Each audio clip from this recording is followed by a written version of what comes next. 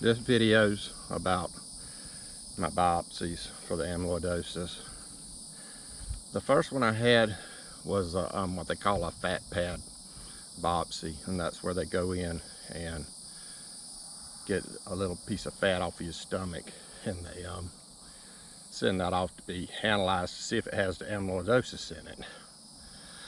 So I had that one done, and I think it took a couple of weeks for it to come back. And then I met with the doctor, and the doctor told me, he said, your biopsy come back negative. So I was like, oh goodness. So I said, well, what are we going to do now?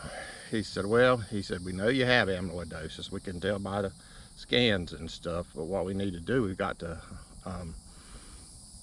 get a diagnosis for the insurance company. So he said, we either need to go ahead and biopsy your heart or your kidneys, because them are the two affected, or we do the bone marrow biopsy. So I said, well, which one we're going to do? And he said, well, we'll do the bone marrow biopsy. And I said, okay. So I went in, and I had the bone marrow biopsy done that day, and I have a video on the bone marrow biopsy. It's kind of a funny video as to what happened during the biopsy and everything, if you want to go back and look at it. But I'm not going to get into details about that. But I had the bone marrow biopsy, and it came back. And when I met with the doctor, he said, well, it came back positive for amyloidosis and positive for multiple myeloma. And I said, well, what's multiple myeloma? And he said, well, it's a cancer of your plasma cells. Basically, it's a bone marrow cancer. So I said, well, what are we going to do about this? And he said, well, we have a treatment that we can put you on, and it consists of chemotherapy. And I said, well, when are we going to start? Because at this point, I'm so sick till I'm just doing good to get from point A to point B. I tell you, I was weak, just couldn't hardly function, so I was ready for anything. Chemotherapy, I would have took anything at that point. And I often said, you know, I won't take chemotherapy, I won't do this. You get backed up in a corner, you'd be surprised what you'll do. So anyway, this was around Christmas time of 2016. And he said, we need to start as soon as possible. And I said, well, when do you call as soon as possible? And he said, well, I'll put you on the schedule for January the 5th. That'd be 2017. So I said, okay. I said, well, do I need to prepare for anything? And he said, well, we need to put a port in you. And I said, well, what's a port? And he said, it's a central venous catheter that runs to a large artery. And I said, well, what is that? And he said, well, it's basically, we implant a catheter in your chest, and it runs up into your jugular vein, and then it runs down into the right ventricle of your heart. And I thought to myself, well, this don't sound too fun. So I said, well, when are we going to get that done? And he said, well, go ahead and do your first chemo treatment, and after that we'll get the catheter put in. And what we call it a port. In the cancer world, we just say, I got a port. So I've got what they call a power port. And the only thing that I regret about the power port is that I didn't get the double power port, because there's times when they have to run 2 IVs, and if you've got a double power port, then you don't have to have an IV put in your arm or in your hand or anything. They can access 2 portholes.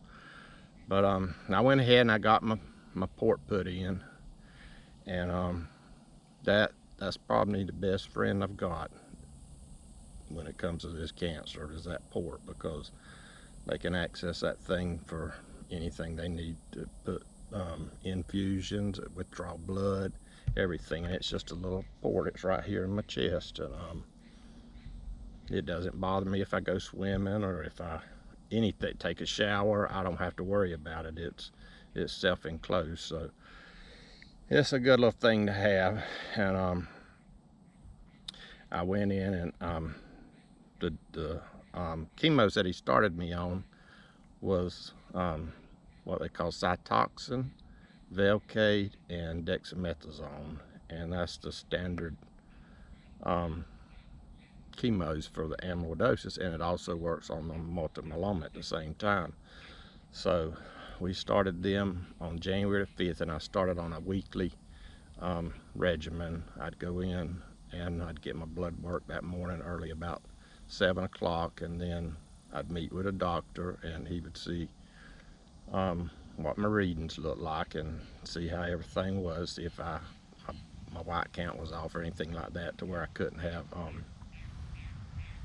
therapy. And it's a good thing at Mayo because of how they do it, is they take care of everything in one day.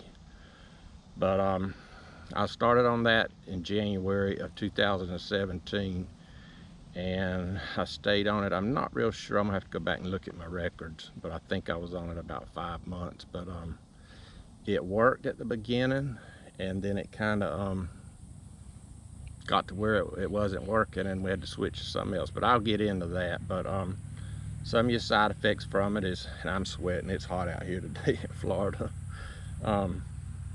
is nausea, vomiting, weakness, fatigue.